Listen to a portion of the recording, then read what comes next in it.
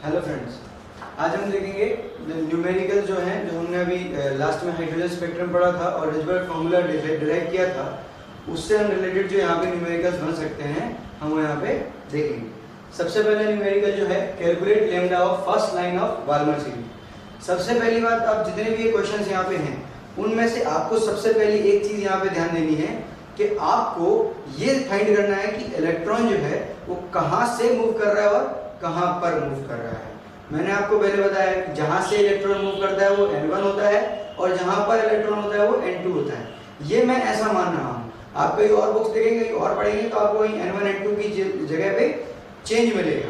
आपको वहाँ पे कंफ्यूज नहीं होना है। अगर आपको कॉन्सेप्ट आता है कि आपको इलेक्ट्रॉन कहाँ से कहाँ पहुँच रहा है, एनर्जी पॉजिटिव में होगी या नेगेटिव में होगी, मैं आपको इस लास्ट वाले फॉर्मूले में एक क्वेश्चन में दिखाऊंगा।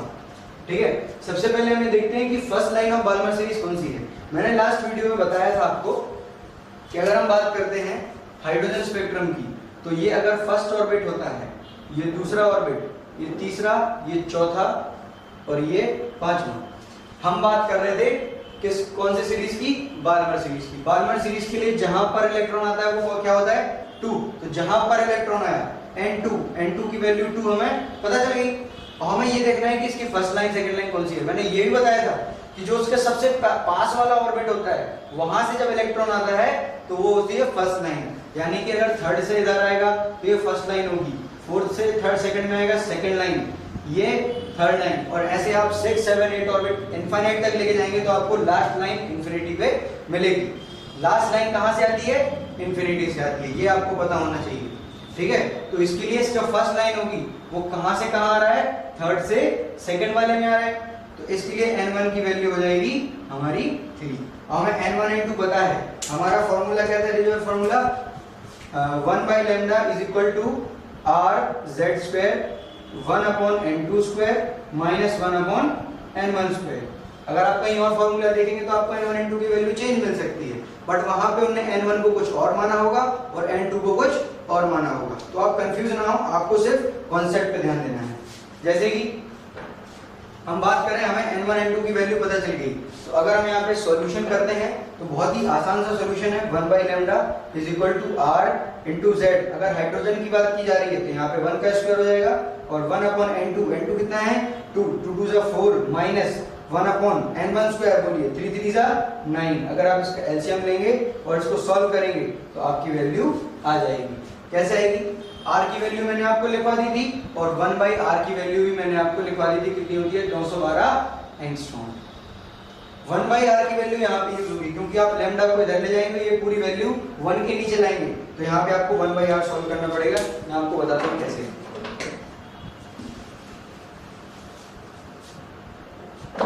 देखिए, जैसे यहाँ पे 1/λ, अब मैं पूरा का पूरा नीचे इधर लेके आ रहा हूँ, तो 1/R इंटू 1/4 माइनस 1/9 ये करेंगे और इज इक्वल टू में वहां के पहुंच जाएगा लैम्डा। हमें लैम्डा चाहिए है तो 1/R की वैल्यू आपको रखनी पड़ेगी। ये तो आप एलसीएम से सॉल्व कर लेंगे, तो 1/R की वैल्यू आप डायरेक्ट 912 एंगस्ट्रॉम रख देंगे तो आपकी लैम्डा की जो वैल्यू है वो भी एंगस्ट्रॉम में आ जाएगी। ठीक है, तो ये था हमारा पहला क्वेश्चन। हम दूसरे क्वेश्चन की ओर बढ़ते हैं।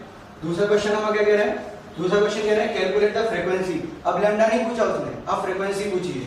Calculate the frequency of last line of Lyman series in hydrogen spectrum. अब लास्ट लाइन की बात कर रहा है लाइमन सीरीज में।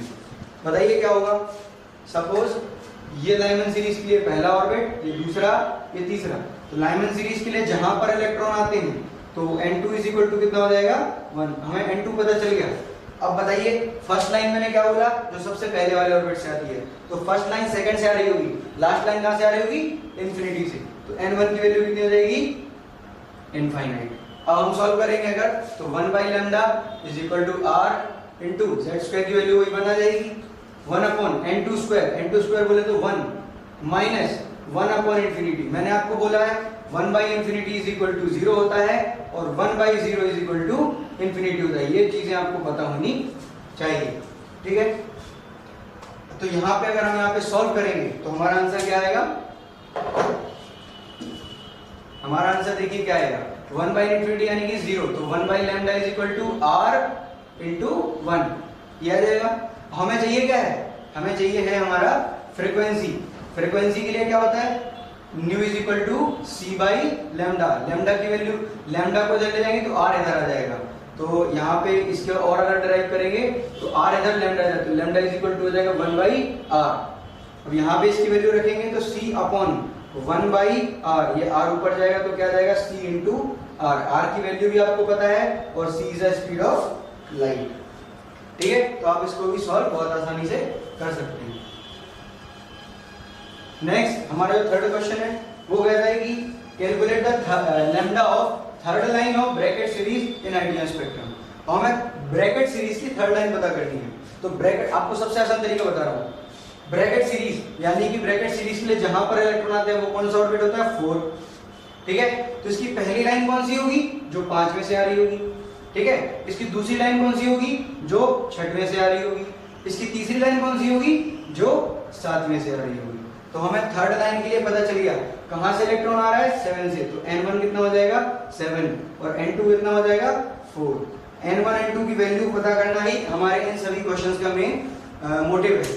ठीक है, तो आपको n1 n2 पता लगाना आना चाहिए। अगर ये आ गया तो आपको फॉर्मूला रखने में, अब इसको आप रख दीजिए 1 by lambda is equal to r z square 1 upon n2 square 4 square हो जाएगा माइनस 1 अपॉन 7 स्क्वायर यानी कि 1 अपॉन 49 हो जाएगा। आप एलसीएम लेके सॉल्व करेंगे आपका लैम्डा आ जाएगा। ठीक है, तो आप ये तरीका है फर्स्ट लाइन, सेकंड लाइन और थर्ड लाइन कैलकुलेट करने का। नेक्स्ट मैं आपको बोल रहा हूँ, ये सबसे अल्ट्रा इंपॉर्टेंट सवाल है जो कि आपको समझना है। मैंने बोला calculate ratio of maximum lambda of Lyman and Balmer series. मतलब ये सवाल को पहले समझिएगा, सवाल ही अच्छे से समझ में नहीं आएगा कुछ लोगों को। मैक्सिमम लैम्डा, जिसकी ऐसी लाइन बताइए जहां पे लैम्डा मैक्सिमम हो। कौन सी सीरीज में, लाइमन और बाल्मर सीरीज में, और उन दोनों का रेशियो कैलकुलेट कीजिए। मतलब लाइमन सीरीज में जिस लाइन का मैक्सिमम लैम्डा होगा उसका wavelength divide by Balmer series में जिसका लैम्डा मैक्सिमम होगा उसका रेशियो। क्लियर है? अब मैं इसको सॉल्व करना बताता हूं कैसे हम इसको सॉल्व करेंगे। ठीक है, सबसे पहले तो ये देखते हैं कि मैक्सिमम लैम्डा और मिनिमम लैम्डा कहां होता है। ठीक है, अच्छा अब यहाँ सबसे पहले हम देखते हैं बोर्ड का जो न्यूक्लियस था, ये पहला ऑर्बिट, ये दूसरा ऑर्बिट और ये तीसरा ऑर्बिट। सबसे मैंने 3 ही बनाए हैं। जो इलेक्ट्रॉन सबसे पास वाले ऑर्बिट में होगा, सोचिए वो मैंने क्या बोला था कि वो सबसे ज्यादा स्टेबल होगा, तो स्टेबिलिटी सबसे ज्यादा तो एनर्जी सबसे कम। ठीक है, बाहर वाला जो इलेक्ट्रॉन होगा उसके पास एनर्जी सबसे ज्यादा और स्टेबिलिटी सबसे कम। अच्छा, अब आप एक बात बताइए, फर्स्ट लाइन जो होती है, मैं बोल रहा हूं लाइमन सीरीज की। लाइमन सीरीज में ये पहला ऑर्बिट, ये दूसरा ऑर्बिट, ये तीसरा ऑर्बिट, चौथा, पांचवा और ये छठवां। अब सोचिए अगर मैं लाइमन की बात करता हूं, लाइमन मतलब इलेक्ट्रॉन को कहां आना है फर्स्ट में। ठीक है, अच्छा अब लाइमन का मैं बोल रहा हूं मैक्सिमम लैम्डा कहां होगा, ध्यान से समझिएगा। देखिए अगर ये पहली लाइन होती जो दूसरे से पहले में आती, तो यहाँ के लिए एनर्जी होती है सिर्फ 10.2 इलेक्ट्रॉन वोल्ट, यहाँ होती है -13.6, यहाँ होती है -3.4। इन दोनों को डिवाइड करते हैं तो इतनी एनर्जी रिलीज करता है जब यहाँ से यहाँ इलेक्ट्रॉन आता है। ठीक है, अब सोचिए जब पहली लाइन है तो सिर्फ इतनी एनर्जी रिलीज हुई है। अगर सोचिए इन्फिनिटी से इलेक्ट्रॉन एनर्जी लाइन आ रही होती तो ये एनर्जी तो रिलीज करेगा ही, और इन्फिनिटी से आ रहा है तो इतनी सारी एनर्जी ये रिलीज करता हुआ आएगा। तो याद रखिएगा जब इलेक्ट्रॉन इन्फिनिटी से पहले में आता है, या फिर जिस सीरीज की बात कर रहे हैं हम, लाइमन की बात कर रहा हूं तो पहले में आएगा, तो अगर इन्फिनिटी से पहले में आएगा तो यहाँ पे मैक्सिमम एनर्जी रिलीज करेगा, मैक्सिमम एनर्जी रिलीज। अब सोचिए अगर एनर्जी मैक्सिमम है तो मैंने क्या पढ़ा था, energy is inversely proportional to lambda. अगर एनर्जी मैक्सिमम रिलीज हो रही है तो इस वाली जो लाइन है इसका लैम्डा क्या होगा, सबसे कम। समझ में आ रही बात?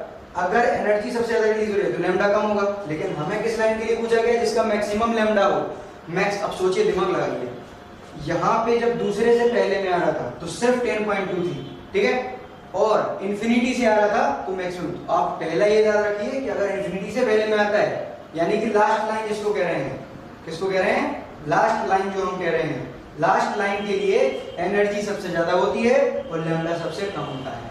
दूसरी चीज, फर्स्ट लाइन के लिए, किसके लिए, फर्स्ट लाइन के लिए फर्स्ट लाइन मतलब फर्स्ट लाइन के लिए जो है एनर्जी सबसे कम होती है तो लैम्डा सबसे ज्यादा होगा। समझ में आ रही बात? आप ये दोनों चीजें बस दिमाग में रख लीजिए कि अगर लास्ट लाइन होगा तो उसके लिए एनर्जी सबसे ज्यादा रिलीज होगी और लैम्डा सबसे कम। अगर लास्ट लाइन फर्स्ट लाइन है मतलब जो बिल्कुल पास में से आया है तो उसके लिए एनर्जी सबसे कम होगी और लैम्डा सबसे ज्यादा होगा। ठीक है। अब मेरे से पूछा है कि रेशियो बताओ लाइमन की उस लाइन का जिसकी वेवलेंथ सबसे ज्यादा है। तो वेवलेंथ किसके लिए ज्यादा होगी? जब दूसरे से पहले में आ रहा होगा, क्योंकि दूसरे से पहले में आ रहा तो सबसे कम एनर्जी रिलीज हुई। देखो ना फर्स्ट लाइन में सबसे कम एनर्जी लैम्डा ज्यादा। तो लाइमन के लिए पहली लाइन कौन सी हो जाएगी? जिसके लिए मैक्सिमम लैम्डा है सेकंड से फर्स्ट वाला। तो बाल्मर के लिए क्या होगा? बाल्मर के लिए कहां आता है इलेक्ट्रॉन? दूसरे में। तो सबसे पहले कहां से आएगा? फर्स्ट लाइन कौन सी होगी? थर्ड से। ठीक है। अब आप इतना ध्यान रखिए कि अगर मैं मैक्सिमम लैम्डा की बात कर रहा हूं लाइमन के लिए तो यहाँ पे n1 तो कहां है? n1 मतलब जहां से इलेक्ट्रॉन आ रहा है। तो लाइमन में सबसे ज्यादा कहां से आ रहा है? First line. बोलो सेकंड से फर्स्ट में। तो इसके लिए n1 हो जाएगा जहां से इलेक्ट्रॉन आ रहा है 2 और n2 जहां पर आ रहा है वो 1। हमें इसके लिए n1 n2 की वैल्यू पता चल गई। नेक्स्ट बाल्मर के लिए। बाल्मर के लिए फर्स्ट लाइन कौन सी है? मैंने अभी बताई, थर्ड से 2।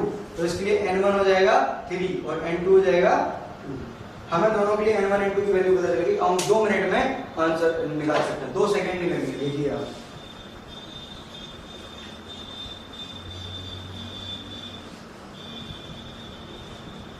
हमें सिर्फ n1 n2 कैलकुलेट करना आना चाहिए। देखिए 1 by lambda of lambda max of Lyman, Lyman के लिए बोला है ना, divide by 1 by lambda of maximum of Balmer.